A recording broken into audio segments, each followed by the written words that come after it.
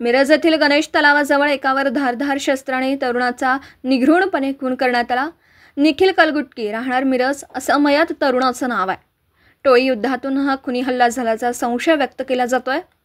याबाबत माहिती अशी की राजकीय वादातून आणि जुन्या वादातून त्याच्यावर हल्ला झाल्याचा संशय व्यक्त केला जातोय। मयत निखिल कलगुटकी याला काही जणांनी शनिवारी रात्री गणेश तलाव येथे बोलावून घेतलं। त्यानंतर त्याच्यावर धारधार हत्यारांनी हल्ला केला। डोक्यात वर्मी घाव बसल्याने निखिल हा रक्ताच्या थारोळ्यात खाली कोसळला। यानंतर हल्लेखोरांनी घटनास्थळावरून पलायन केलं। याबाबत माहिती मिळताच निखिल कलगुटकी याच्या मित्रांनी व नातेवाईकांनी घटनास्थळी धाव घेतली।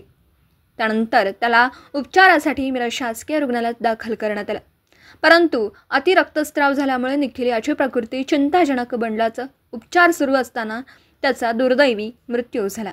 घटनास्थळी पोलीस अधीक्षक संदीप गुगे, अपर पोलीस अधीक्षक कविता बारवकर, उपविभागीय पोलीस अधिकारी प्रणिल गिल्डा, स्थानिक गुन्हे अन्वेषण शाखेचे पोलीस निरीक्षक सतीश शिंदे, पोलीस निरीक्षक किरण रासकर यांच्यासह अधिकारी आणि कर्मचाऱ्यांनी धाव घेतली। मिरज शहर पोलीस आणि स्थानिक गुन्हे अन्वेषण शाखेच्या पोलिसांनी हल्लेखोरांच्या शोधासाठी पथकं रवाना केली।